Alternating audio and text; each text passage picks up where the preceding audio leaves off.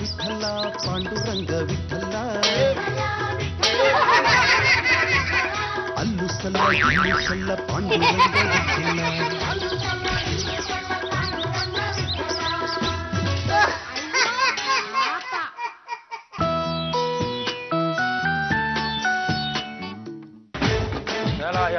ಎಲ್ಲ ನಾಯಿ ಮುಂಡದೆ ಅದು ಯಾವ ತರ ಸೈಲೆಂಟ್ ಆಗಿ ಬಂದಿಲ್ಲ ಪ್ರತ್ಯಕ್ಷ ಆಗ್ಬಿಟ್ಟೆ ಅಂತ. ಲೇ ನಾಯಿ ಮುಂಡದೆ ಯಾವ ಲೇ ಇದು ಈ ತರ ರಾಂಗ್ ಮಾಡ್ತಾ ಇರೋದು ನೋಡಿದ್ರೆ ಈ ನಾಯಿ ಈ ಊರ್ದೇ ಅಂತ ಅನಿಸ್ತಾ ಇದೆ ಕಣ. ನನಗೆ ರಾಂಗ್ ಮಾಡೋರೆಲ್ಲ ಈ ಊರಲ್ಲೇ ಇದ್ದಾರೆ ಕಣಮ್ಮ. ಉದಾಹರಣೆಗೆ ನಮ್ಮ ಜಾಜಿ ಅವರು. Abhi don't talk rubbish. ಇದು ಟಾರ್ಚರ್ಗೆ ಒಳಗಾದ ಡಾಗ್. ನೀವು ಬರೀ ಬಾಯಿ ಮಾತಲ್ಲೆಲ್ಲ ಹೇಳಿದ್ರೆ ನಮಗೆ ನಂಬಿಕೆ ಬರಲ್ಲ. ಹೇಗೂ ನಿಮ್ಗೆ ಪ್ರಾಣಿಗಳ ಭಾಷೆ ಗೊತ್ತಲ್ವಾ? ಅದು ಎಲ್ಲಿಂದ ಬಂತು ಏನು ಎತ್ತಂತ ಸ್ವಲ್ಪ ವಿಚಾರಿಸಿ ನೋಡ್ರಿ. Come this side. ಬನ್ನಿಪ್ಪ.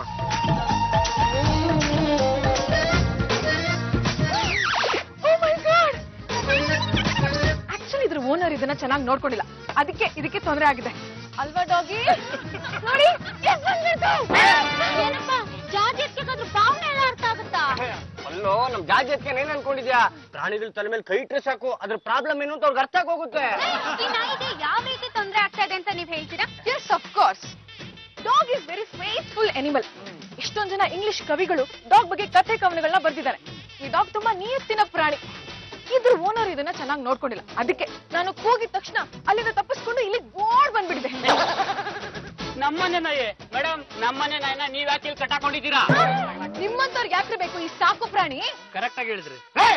ನಿಮ್ಮಂತವ್ರಿಗೆ ಸಾಕು ಪ್ರಾಣಿಗಳು ಬೇಕಾಗಿಲ್ಲ, ಇಂಥವ್ರಿಗೆ ಈ ಗಂಡ ಅನ್ನೋ ಪ್ರಾಣಿ ಬೇಕಾಗಿಲ್ಲ. Abhi don't talk rubbish. Non talk ಮಾಡ್ತಾ ಇರೋದು ಈ ಡಾಗ್ ಬಗ್ಗೆ. ಯಾವತ್ತಾರು ಈ ಡಾಗಿ ಭಾವನೆನ ನೀವು ಅರ್ಥ ಮಾಡ್ಕೊಂಡಿದ್ದೀರಾ? ನೀವು ನಿಮ್ ನಾಯಿಗೆ ತೊಂದರೆ ಕೊಡ್ತಾ ಇದ್ರ ಅಂತ ಮೇಡಮ್ ಹೇಳ್ತಾ ಇದಾರೆ, ಇದ್ ನಿಜಾನಾ? ಹಾಗೇನಿಲ್ವಲ್ಲ, ಇದೆ ರಾತ್ರಿ ಹೊತ್ತು ಬಗ್ಲಿ ಬಗ್ಲಿ ನಮ್ಗೆಲ್ಲ ತೊಂದರೆ ಕೊಡ್ತಾ ಇದೆ. ಮಿಸ್ಟರ್, ಈ ಡಾಗಿ ಬೇಸಿಕ್ ಗುಣನೇ ಬೊಗಳೋದು, ಅದನ್ನೇ ಪ್ರಾಬ್ಲಮ್ ಅಂತ ಹೇಳ್ತಿರಲ್ಲ, ನಿಮ್ಗೆ ಶೇಮ್ ಆಗಲ್ವಾ? ಸರಿ ಡಾಗಿ, ನಿಮ್ ಓನರ್ ಹೆಸರೇನಪ್ಪ? ರೇ ಏನ್ರಿ ವೆಂಕಟರಾಜ್ ಅವರೇ? ಮೇಡಮ್ ನನ್ನ ಹೆಸರು ನಿಮ್ಗೆ ಗೊತ್ತಾಯ್ತು?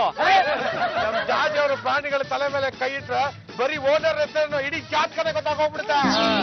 ವೆಂಕಟರಾಜ್ ಅವರೇ, ನೀವು ಈ ಡಾಗಿಗೆ ಸರಿಯಾಗಿ ತಿಂಡಿ ಹಾಕ್ತಾ ಇಲ್ಲ. ಜಂಪ್ ಮಾಡು ಅಂದ್ರೆ ಜಂಪ್ ಮಾಡ್ಬೇಕು, ಬಾಲ್ ಎಸ್ದು ಹೋಗಿ ತಗೊಂಡ್ ಬಾ ಅಂದ್ರೆ ತಗೊಂಡ್ ಬರ್ಬೇಕು. ಇದ್ಯಾವ ನ್ಯಾಯ ರೀ? ಮೇಡಮ್ ಟ್ರೈನಿಂಗು ಮೇಡಮ್ ಅದು. ಶಿವ, ಅದೇ ಟ್ರೈನಿಂಗ್ ನೀನ್ ಕೊಟ್ಬಿಟ್ರೆ ಹೆಂಗಿರುತ್ತಪ್ಪ? ಥ್ಯಾಂಕ್ ಯು ವೆರಿ ಮಚ್ ನಂಗೆ ಸಪೋರ್ಟ್ ಮಾಡಿದಕ್ಕೆ. ನಾನ್ ನಿಮ್ಗೇನೋ ಸಪೋರ್ಟ್ ಮಾಡಿದೆ, ನೀವು ನನಗೆ ಸಪೋರ್ಟ್ ಮಾಡ್ಬಿಡಿ. ಬಂದ್ಬಿಡಿ, ಹನುಮನ್ಗೆ ಹೋಗ್ಬೇಕು ಹೋಗ್ಬಿಡೋಣ. ಮೊದ್ಲು ಈ ನಾಯಿ ಕೇಸ್ನ ಸಾಲ್ವ್ ಮಾಡ್ತೀನಿ, ಆಮೇಲೆ ನಿಮ್ ಕೇಸ್ನ ತಗೋತೀನಿ. ನಾಯಿಗಳಿಗೆ ಕೆಲಸ ಮಾಡಿಸೋ ಹಾಗಿಲ್ಲ ಕಣ್ರೆ. ಟ್ರೈನಿಂಗ್ ಹೆಸರಲ್ಲಿ ಅದಕ್ಕೆ ಬರೆಯೋ ಹಾಗಿಲ್ಲ. ಮೇಲ್ಗಡೆಯಿಂದ ಬಿಸ್ಕಟ್ ಹಾಕೋದು, ಅದಕ್ಕೆ ಆಸಿಡ್ ತಕ್ಷಣ ನೀವ್ ನೋಡಿ ಮಜಾ ತಗೊಳ್ಳೋದು, ಇದು ಯಾವ ನ್ಯಾಯ ರೀ? ನಾಯಿಗೆ ಈ ರೀತಿ ಹಿಂಸೆ ಕೊಡೋ ಹಾಗಿಲ್ಲ, ಇದನ್ನ ಪ್ರಾಣಿ ದಯಾ ಸಂಘ ಅಪೋಸ್ ಮಾಡುತ್ತೆ. ಅಲ್ಲ ರೀ, ಈ ನಾಯಿ ನೀವ್ ಹೇಳ್ದಾಗ ಕೇಳಿಲ್ಲ ಅಂತ ಉಪವಾಸ ಹಾಕೋದು ಯಾವ ನ್ಯಾಯ ಅಂತ? ಮೊನ್ನೆ ನೀವ್ ಏನ್ ಮಾಡಿದಿರ ಗೊತ್ತಾ? ಪಕ್ಕದ ಮನೆ ಕಾಂಪೌಂಡ್ ಅಲ್ಲಿರೋ ನ್ಯೂಸ್ ಪೇಪರ್ ತರ್ಲಿಲ್ಲ ಅಂತ ಈ ಡಾಗಿನ ಸಿಕ್ಕಾಪಟ್ಟೆ ಹೊಡೆದಿದ್ದೀರಾ, ಹೊತ್ತಾನೆ? ಈ ವಿಷಯ ಎಲ್ಲ ನಿಮಗೆ ಹೇಗೆ ಗೊತ್ತಾಯ್ತು ಅಂತ? ಒಂದ್ ಸಲ ತಲೆ ಮೇಲೆ ಕೈ ಇಟ್ಟಲ್ಲ ಹಬಿ, ಎಲ್ಲ ಗೊತ್ತಾಗೋದು. ಮೇಡಮ್ ಇದ್ರಲ್ಲೇ ಅರ್ಥ ಆಗುತ್ತೆ ನಿಮ್ಗೆ ಪ್ರಾಣಿಗಳ ಭಾಷೆ ಎಷ್ಟ್ ಚೆನ್ನಾಗಿ ಅರ್ಥ ಆಗುತ್ತೆ ಅಂತ. ನಾವು ಪ್ರಾಣಿಗಳನ್ನ ಪ್ರೀತಿಯಿಂದ ನೋಡ್ಕೊಳ್ಳಿಲ್ಲ ಅಂದ್ರೆ ಅದು ನಾವ್ ಹೇಳ್ದಾಗೆ ಕೇಳಲ್ಲ. ನೋಡಿ ಮಿಸ್ಟರ್ ವೆಂಕಟರಾಜ್ ಅವರೇ, ಈ ನಾಯಿಗೆ ನಿಮ್ ಜೊತೆ ಬರಕ್ ಇಷ್ಟ ಇಲ್ಲ, ಅದಕ್ಕೆ ನಾನು ಕೂಗಿದ ತಕ್ಷಣ ಓಡ್ ಬಂದ್ಬಿಟ್ಟಿದೆ. ಈ ನಾಯಿನ ಇಲ್ಲೇ ಬಿಟ್ಟು ಹೋಗಿ. ಈ ಪ್ರಾಣಿಗಳಿಗೆ ನ್ಯಾಯ ಕೊಡ್ಸಕ್ಕೋಸ್ಕರ ನಾನು ಚಳುವಳಿ ಮಾಡೇ ಮಾಡ್ತೀನಿ.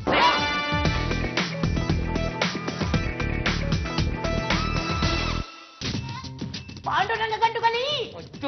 ತಾವು ನಮ್ಮ ಹೆಸರಿಗೆ ಲಂಗ ತೊಡ್ಸಿದ್ಮೇಲೆ ಇನ್ನು ಗಂಡುಗಲಿ ಅಂತ ಏನೋ ಬಂತು, ಅದೇನೋ ಅಂತ ಹೇಳಿ. ಕಂಡವರ ಪ್ರಾಣಿಗಳನ್ನ ತಂದು ಕಟ್ಕೊಂಡ್ರೆ ಏನ್ ಚೆನ್ನಾಗಿರುತ್ತೋ? ಅವ್ರು ಬೇಕಾದ್ರೆ ಪ್ರಾಣಿಗಳನ್ನ ಕಟ್ಕೊಳ್ಳಿ, ನೀವ್ ನನ್ನ ಕಟ್ಕೊಂಡ್ಬಿಡಿ. ಸ್ವಲ್ಪ ತೆಪ್ಪಗಿರೆ, ಎಂತ ಹೊತ್ತಲ್ಲಿ ಎಂತ ಮಾತಾಡ್ಬೇಕು ನಿನ್ಗಂತೂ ಗೊತ್ತಾಗಲ್ಲ ನೋಡು. ಅದಕ್ಕೊಂದು ಕಾಲ ಬರುತ್ತೆ, ಅವಾಗ ಬೇಕಾದ್ರೆ ಕಟ್ಕೊಳ್ಳೋದಾಗುತ್ತೆ ಬಿಡು. ನೀನು ಬಾಯಿ ಮುಚ್ಕೊಂಡು ತೆಪ್ಪಗಿದ್ರೆ ನಿನ್ ಹೆಂಡತಿ ನಿನ್ನ ಬಾಯಿಗೆ ಬೀಗ ಹಾಕಿ ಬೀಗದ ಕೈನ ಬಾವಿಗೆ ಬಿಸಾಕ್ಬಿಡ್ತಾರೆ. ನಾನು ನಿನ್ನ ಗಂಡು ಮಗ ಅಂತ ಹೆತ್ತಿದ್ದೀನಿ ಕಣೋ, ನಿನ್ ಹೆಂಡತಿನ ಕಲ್ದು ದಬಾಯ್ತು. ಇಲ್ಲ ಅಂದ್ರೆ ಕೈಗೆ ಬಳೆ ಕಟ್ಕೊಂಡು ಚಂಪನ್ ಜೊತೆ ಅಡಿಗೆ ಮನೇಲಿ ಬಿದ್ದಿಲ್ಲ.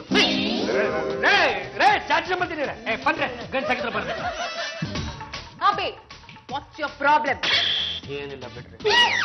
ಮಗಳೇ, ಮಮ್ಮಿ ನೀನ್ ಮಗಳೇ ಅಂತ ಕರೆದಿದ್ದು ಪಲ್ಲುಗಲ್ವಾ? ಈಗಲೂ ನಿನ್ ಹೆಂಡತಿನ ದಬಾಯಿಸಿಲ್ಲ ಅಂದ್ರೆ ಒಂದು ಸೀರೆ ತಂದು ನಿನ್ಗೆ ಉಳಿಸ್ಬಿಡ್ತೀನಿ. ಈ ಜಾತಿ ಚಂಪಲ್ದಿನಿ ಅಲ್ಲೇ ಅದು ನೋಡಿ ಕಂಡವ್ರ ಪ್ರಾಣಿಗಳನ್ನ ತಂದು ನಮ್ಮನೇಲಿ ಇಟ್ಕೋಬಾರ್ದು. ಅದು ಅಕ್ರಮ ಆಗ್ಬಿಡುತ್ತೆ ಕಣ್ರಿ. ಅಲ್ಲ ನಾಳೆ ಯಾರಾದ್ರೂ ಅದ್ರ ಯಜಮಾನ್ರು ಪೊಲೀಸ್ನವ್ರಿಗೆ ಕಂಪ್ಲೇಂಟ್ ಕೊಟ್ರೆ ಏನ್ ಮಾಡ್ತೀರಿ ಅಲ್ವಾ? ಚೆನ್ನಾಗಿರಲ್ಲ ಮನೇಲಿ. ಕಂಪ್ಲೇಂಟ್ ಕೊಟ್ರೆ ಕೊಡ್ಲಿ ಬಿಡ್ರಿ, ನನಗೇನಾಗ್ಬೇಕಾಗಿದೆ ನೋಡಿ. ನನಗೆ ಪ್ರಾಣಿಗಳ ಭಾಷೆ ಅರ್ಥ ಆಗುತ್ತೆ, ಅವುಗಳ ಭಾವನೆನ ನಾನು ಅರ್ಥ ಮಾಡ್ಕೋತೀನಿ. ಹಾಗಾಗಿ ನೊಂದಿರೋ ಪ್ರಾಣಿಗಳು ನನ್ನ ಜೊತೆ ಸೇರ್ಕೊಂಡು ಹೋರಾಟ ನಡೆಸುತ್ತೆ. ಅಕಸ್ಮಾತ್ ಯಾರು ಬಂದು ಕೇಳಿದ್ರೆ ಆವಾಗವೇ ಬಂದಿದೆ ಅಂತ ಆ ಪ್ರಾಣಿಗಳ ಕೈಯಲ್ಲಿ ಸ್ಟೇಟ್ಮೆಂಟ್ ಕೊಡ್ಸ್ಬಿಡ್ತೀನಿ. ಇದು ಹೀಗೆ ಆಗ್ತಿದ್ರೆ ಇನ್ನು ಯಾವ ಪ್ರಾಣಿಗಳು ಬರುತ್ತಾ ದೇವರಿಗೆ ಗೊತ್ತು. ನಾನು ಮಾತಾಡ್ತಿದ್ದೀನಿ ತಾನೆ. ಓ ಮೈ ಗಾಡ್, ಏನಾಯ್ತ್ರಿ? ಯಾವ್ದೋ ಒಂದು ಹಸು ಸಿಕ್ಕಾಪಟ್ಟೆ ತೊಂದರೆ ಅನುಭವಿಸ್ತಾ ಇದೆ. ಅದೆಲ್ಲೋ ಅನುಭವಿಸ್ತಾ ಇದ್ದೆ, ಇಲ್ಲಿರೋ ನಿನಗೆ ಹೇಗಮ್ಮ ಗೊತ್ತಾಯ್ತು? ಅತ್ತೆ, ಅದ್ ನಿಮಗ್ ಗೊತ್ತಾಗಲ್ಲ, ನನಗ್ ಮಾತ್ರ ಗೊತ್ತಾಗೋದು. ಸ್ವಲ್ಪ ತೆಪ್ಪಗ್ ನಿಂತ್ಕೊಳ್ಳಿ. ನೋಡ್ತಾ ಇರಿ, ಆ ಹಸುನ ಕರೆಸ್ತೀನಿ.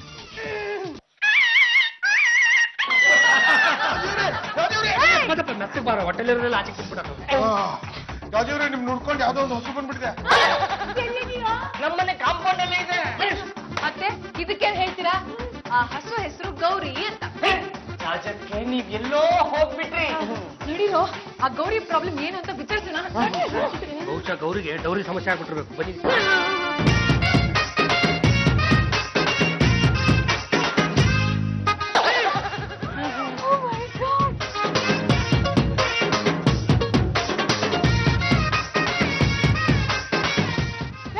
ಏನ್ ಮಾಡ್ತಾ ಇದ್ದಾಳು?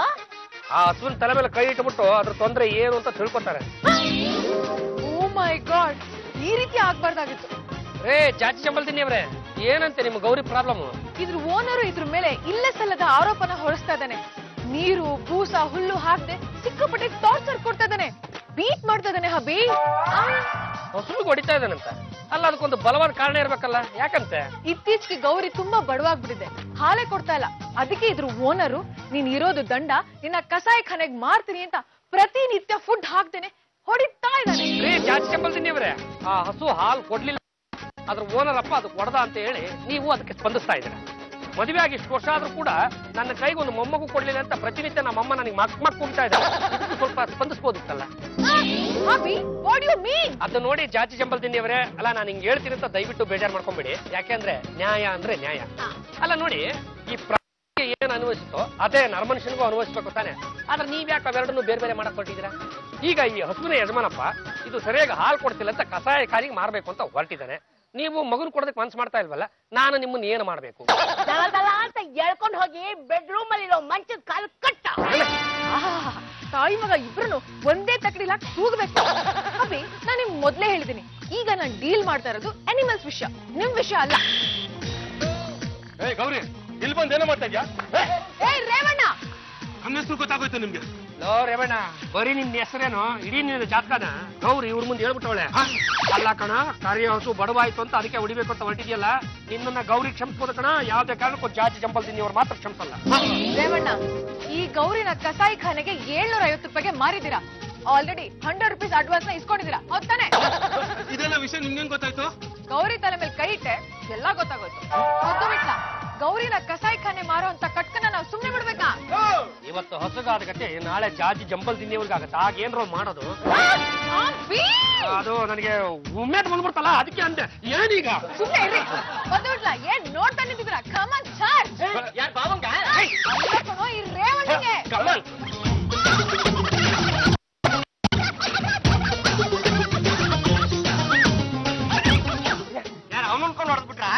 ಇಲ್ಲ ಕಣಪ್ಪ, ಚಾರ್ಜ್ ಅಂದಾಗ ಬಾವನ್ಗ ಅಂತ ಕೇಳಿದಲ್ಲ, ಅದಕ್ಕೆ ಮಾಡಿದೆ. ಜಾತಿ ಚಂಪಲ್ದಿನಿ ಅವರೇ, ಈಗ ಈ ಹಸುನ ಏನ್ ಮಾಡುದು? ನಾಯಿ ಜೊತೆ ಹಸುನೇ ಇರುತ್ತೆ ಬಿಡಿ.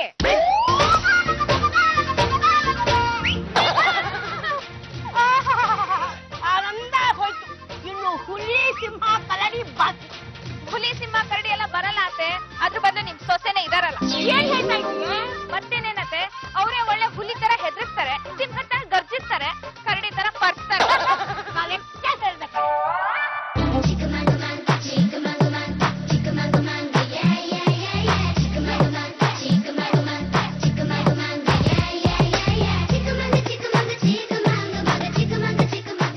ಅಯ್ಯೋ ಅಯ್ಯೋ ಅಯ್ಯೋ ಅಯ್ಯೋ ಶಿವನೇ ರೀ, ಜಾತಿ ಚಂಪಲ್ದಿನಿ ಅವರೇ, ಹೇಳಿ ಕೇಳಿ ನಾವು ಗಂಡುಗಲಿ ಹೋಗ್ತೋರ್ಕಂಡ್ರಿ. ಪಾಳೆಗಾರರು ಮನೆ ಮುಂದೆ ಕುದುರೆನೂ ಇಲ್ಲ, ಆನೆನೂ ಕಟ್ಕೋಬೇಕು.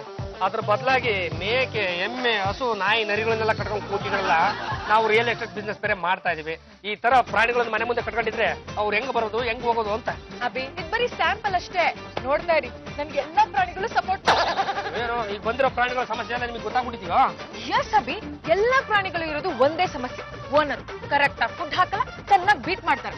ಅದಕ್ಕೆ ನಾನು ಕೂಗಿದ ತಕ್ಷಣ ಎಲ್ಲ ಅನಿಮಲ್ಸ್ ಇಲ್ಲಿಗೆ ಬಂದಿದೆ, ಅದನ್ನ ಪದವಿಗೆ ಟೇಕ್ ಕೇರ್ ಮಾಡ್ತಾರೆ. ಈಗ ನೋಡಿ, ನಾನೊಂದು ಹೊಸ ಪ್ರಾಣಿನ ಕರೆಸ್ತೀನಿ, ಅದ್ರ ಸಮಸ್ಯೆ ಏನು ಅಂತ ಕಂಡು ಹಿಡಿದ್ಬಿಟ್ಟು ಹೇಳ್ತಿರೋ? ಅಫ್ಕೋರ್ಸ್. ಆದ್ರೆ ಕಣ್ಣಿಗೆ ಬಟ್ಟೆ ಕಟ್ಕೊಂಡು ಕಂಡು ಹಿಡಿಬೇಕಷ್ಟೇ. ಇವ್ರಿಗೆ ಕಣ್ಣಿಗೆ ಒಂದು ಬಟ್ಟೆ ಕಟ್ಟ ಕರ್ಕೊಂಬತ್ತೀನಿ.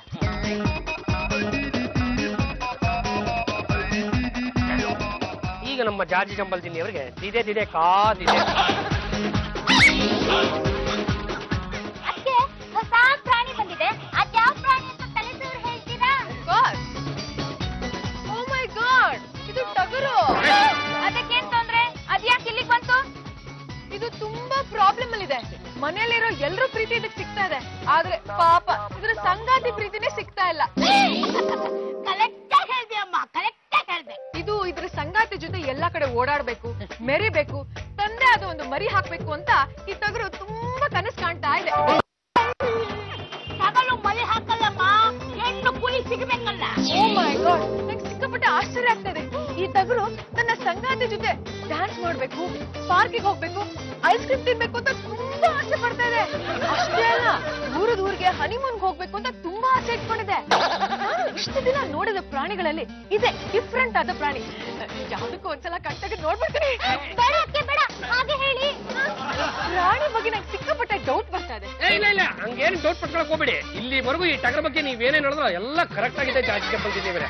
ಈಗ ಸಮಸ್ಯೆ ಏನು ಅಂತ ಒಂದು ತಾತ್ಪರ್ಯದಲ್ಲಿ ಹೇಳ್ಬಿಡ್ರಿ. ಈ ಟಗರು ತನ್ನ ಸಂಗಾತಿಗೋಸ್ಕರ ಸಿಕ್ಕಾಪಟ್ಟೆ ಹಮ್ಮಲ್ಸ್ತಾ ಇದೆ. ಮತ್ತೆ ಆ ಸಂಗಾತಿದೇನಂತೆ ಪ್ರಾಬ್ಲಮ್?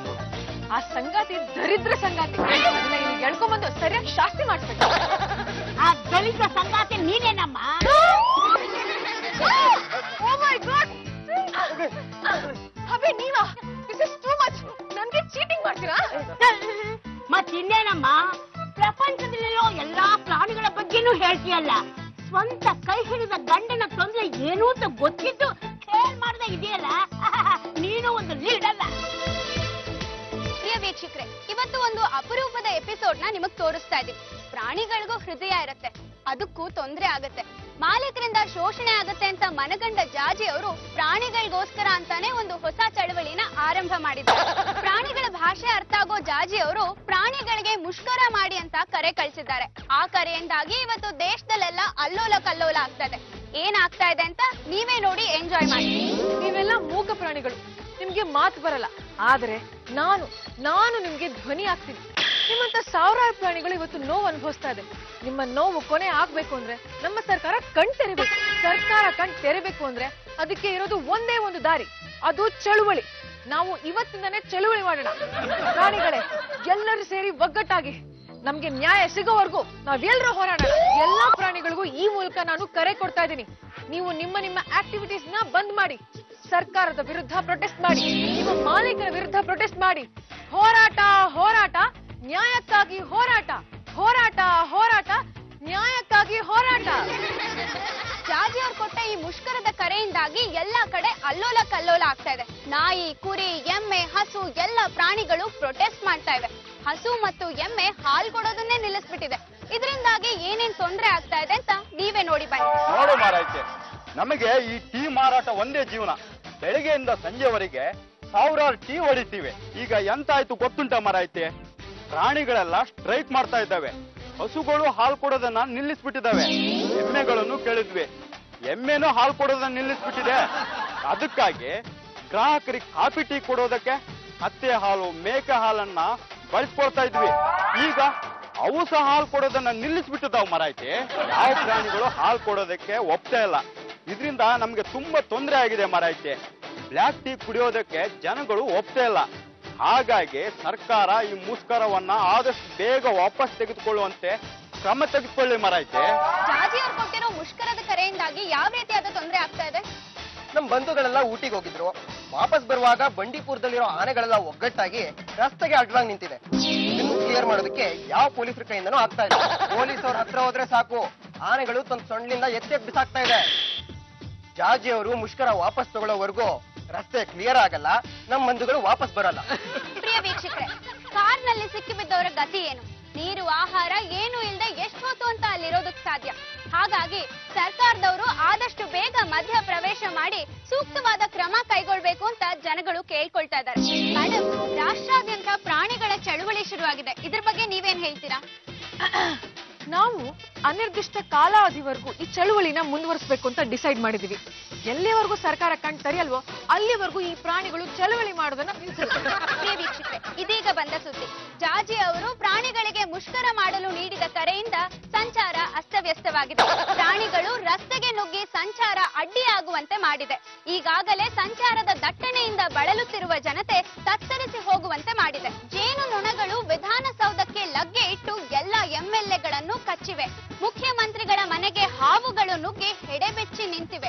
ಹಾಗಾಗಿ ಎಲ್ಲ ಹಾವಾಡಿಗರು ಈ ಕೂಡಲೇ ಮುಖ್ಯಮಂತ್ರಿಗಳ ಅಧಿಕೃತ ನಿವಾಸಕ್ಕೆ ಹೋಗಿ ಹೆಡೆಬೆಚ್ಚಿ ನಿಂತಿರುವ ಹಾವುಗಳ ಹೆಡೆಮುರಿ ಕಟ್ಟಿ ಚೀಲಕ್ಕೆ ತುಂಬಿಕೊಂಡು ಹೋಗಬೇಕೆಂದು ಮುಖ್ಯಮಂತ್ರಿಗಳ ಮುಖ್ಯ ಕಾರ್ಯದರ್ಶಿಗಳು ವಿನಂತಿಸಿಕೊಂಡಿದ್ದಾರೆ. ಜಾಜಿ ಜಂಬಲ್ದಿನಿಯವ್ರ ಜೊತೆ ಮಾತಾಡೋದಕ್ಕೆ ಸರ್ಕಾರ ಸಿದ್ಧವಾಗಿದೆ ಅಂತ ಸಂಬಂಧಪಟ್ಟ ಸಚಿವರು ತಿಳಿಸಿದ್ದಾರೆ. ಅವ್ರೇನ್ ಮಾತಾಡ್ತಾರೆ ಅಂತ ನೋಡೋಣ ಬನ್ನಿ. ನಾವು ಪ್ರಾಣಿಗಳ ಜೊತೆ ಆಗ್ಲಿ ಜಾಜಿ ಜಂಬಲ್ದಿನಿಯವರ ಜೊತೆ ಆಗ್ಲಿ ಸಂಧಾನಕ್ಕೆ ಬರೋದಕ್ಕೆ ಸಿದ್ಧ. ಪ್ರಾಣಿಗಳಿಗೆ ನಾವು ಏನು ಬೇಕಾದ್ರೂ ಸೆಕ್ಯೂರಿಟಿ ಕೊಡೋದಕ್ಕೆ ತಯಾರಾಗಿದ್ದೀವಿ. ಆದ್ರೆ ಜಾಜಿ ಅವರು ಏಕಾಏಕಿ ಈ ರೀತಿ ಪ್ರಾಣಿಗಳನ್ನ ಛೂ ಬಿಟ್ಟು ತೊಂದರೆ ಕೊಡುವುದು ಸರಿಯಲ್ಲ. ಹಾಗಾಗಿ ಜಾಜಿ ಜಂಬಲ್ದಿನಿಯವರು ತಮ್ಮ ಮುಷ್ಕರವನ್ನು ವಾಪಸ್ ತಗೋಬೇಕು ಅಂತ ಸರ್ಕಾರದ ಪರವಾಗಿ ನಾನು ವಿನಂತಿ ಮಾಡ್ಕೊಳ್ತಾ ಇದ್ದೀನಿ. ಒಂದು ವೇಳೆ ಅವರು ಮುಷ್ಕರವನ್ನ ವಾಪಸ್ ತಗೊಂಡಿದ್ದೇ ಆದ್ರೆ ಸಕಲ ಪ್ರಾಣಿ ದಯಾ ಸಂಘಕ್ಕೆ ಅವರನ್ನು ಅಧ್ಯಕ್ಷನಿಯನ್ನಾಗಿ ಮಾಡ್ತಾ ಇದ್ದೀವಿ. ಅಷ್ಟೇ ಅಲ್ಲ, ಪ್ರಾಣಿಗಳಿಗೋಸ್ಕರವಾಗಿ 1 ಕೋಟಿ ರೂಪಾಯಿಗಳ ಚೆಕ್ ಅನ್ನ ಜಾಜಿ ಅವರಿಗೆ ಕೊಡ್ತಾ ಇದ್ದೇವೆ.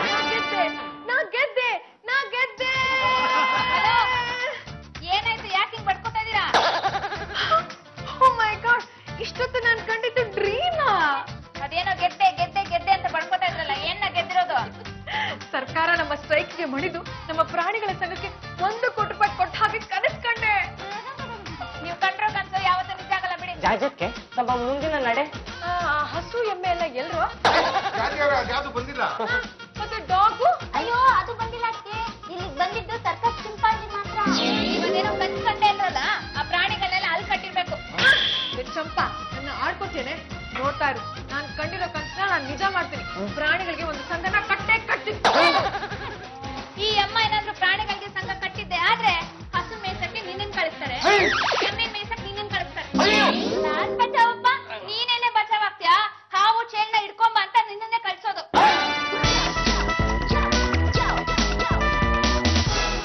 ಜಾಜಿ ಅವರೇ, ಪ್ರಾಣಿಗಳಿಂದ ಮನ್ಸಿಗೆ ಎಷ್ಟೆಲ್ಲಾ ತೊಂದರೆಗಳಾಗ್ತಿದೆ. ಅಂತದ್ರಲ್ಲಿ ಪ್ರಾಣಿಗಳ ಪರನೇ ಹೋರಾಟ ಮಾಡ್ಬೇಕು ಅಂತಿದ್ರಲ್ಲ, ನಿಮಗ್ ಬುದ್ಧಿ ಇದ್ಯಾ?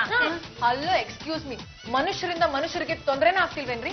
ದಿನ ಕೊಲೆ ಆಗ್ತಾ ಇದೆ, ಆಕ್ಸಿಡೆಂಟ್ ಆಗ್ತಾ ಇದೆ, ಸುಲಿಗೆ ಆಗ್ತಾ ಇದೆ. ಅದನ್ನೆಲ್ಲ ಏನು ಪ್ರಾಣಿಗಳ ಮಾಡ್ತಾ ಇದೆ? ನೋಡಿ, ಒಂದು ಸೊಳ್ಳೆಗೂ ತೊಂದರೆ ಆಗ್ಬಾರ್ದು. ಆ ರೀತಿ ನಾನು ಉಗ್ರವಾದ ಹೋರಾಟ ನಡೆಸ್ತೇನೆ. ಸೊಳ್ಳೆಗೆ ಔಷಧಿ ಹೊಡೆಯೋದು ತಪ್ಪು ಅಂತೀರಾ? ಅಫ್ಕೋರ್ಸ್, ಈ ಗಾಡು ನಮ್ಮನ್ನ ಹೇಗೆ ಸೃಷ್ಟಿ ಮಾಡಿರ್ತಾನೋ ಹಾಗೆ ಪ್ರಾಣಿಗಳನ್ನ ಸೃಷ್ಟಿ ಮಾಡಿರ್ತಾನೆ. ನಮ್ಗೂ ಬದುಕೋದಕ್ಕೆ ರೈಟ್ಸ್ ಇದೆಯೋ ಅಷ್ಟೇ ರೈಟ್ಸು ಪ್ರಾಣಿಗಳಿಗೂ ಇದೆ. ಅವುಗಳನ್ನ ಹೊಡೆದಾಕಕ್ಕೆ ನಾವ್ ಯಾರ್ರೀ?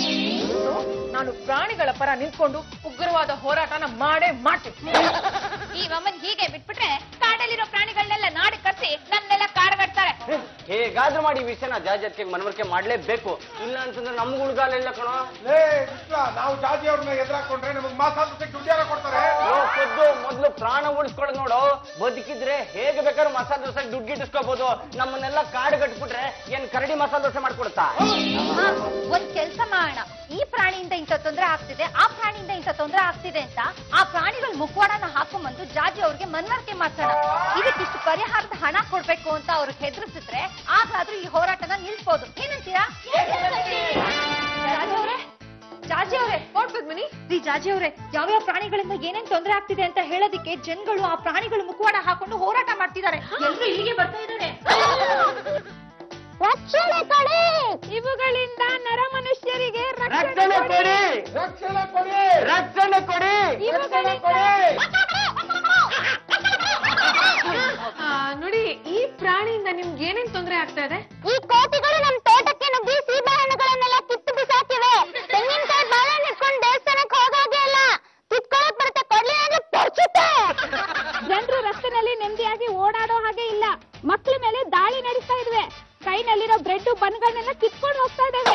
ಜೊತೆಗೆ ಕೈನೂ ಕಿತ್ಕೊಂಡು ಹೋಗ್ತಾ ಇದ್ದೇವೆ. ಈ ನಾಯಿಗಳು ಕಚ್ಚೋದ್ರಿಂದ ರೇಬಿಸ್ ಕಾಯಿಲೆ ಬರ್ತಾ ಇದೆ. ಇಂಥ ನಾಯಿಗಳಿಂದ ನಮ್ಮನ್ನ ಕಾಪಾಡೋರು ಯಾರು? ಈ ಹುಲಿ ಸಿಂಹಗಳು ಹಳ್ಳಿಗೆ ನುಗ್ಗಿ ಅಲ್ಲಿರೋ ಜನಗಳ ಶಾಂತಿಗೆ ಭಂಗ ತರ್ತಾ ಇದೆ. ಹೊಲ ಗದ್ದೆಗಳಿಗೆ ನುಗ್ಗಿ ಅಲ್ಲಿನ ಬೆಳೆ ನಷ್ಟ ಮಾಡ್ತಾ ಇದೆ. ಆಗಿರೋ ಈ ನಷ್ಟನ ಯಾರ್ರೀ ತುಂಬಿಕೊಳ್ಳೋದು? ಅದಕ್ಕೆ ನಾನೇನ್ ಮಾಡ್ಬೇಕು? ಪ್ರಾಣಿಗಳ ಪರವಾಗಿ ಹೋರಾಟ ಮಾಡ್ತಾ ಇರೋದು ನೀವೇ ತಾನೆ. ಹಾಗಾಗಿ ಪರಿಹಾರ ಅಂತ ನಮಗೆ 1 ಕೋಟಿ ರೂಪಾಯಿ ಕೊಡಿ. ಅವ್ರು ಕೇಳಿದ್ ಸರಿಯಾಗಿ ಇದೆ. ಅವ್ರು ಕೇಳಿದಷ್ಟು ದುಡ್ಡು ಕೊಡೋದಕ್ಕೆ ನಿಮ್ಗೆ ಶಕ್ತಿ ಇದೆಯಾ? ಹಾಗಿದ್ರೆ ಈ ಹೋರಾಟನ ನಿಲ್ಲಿಸು.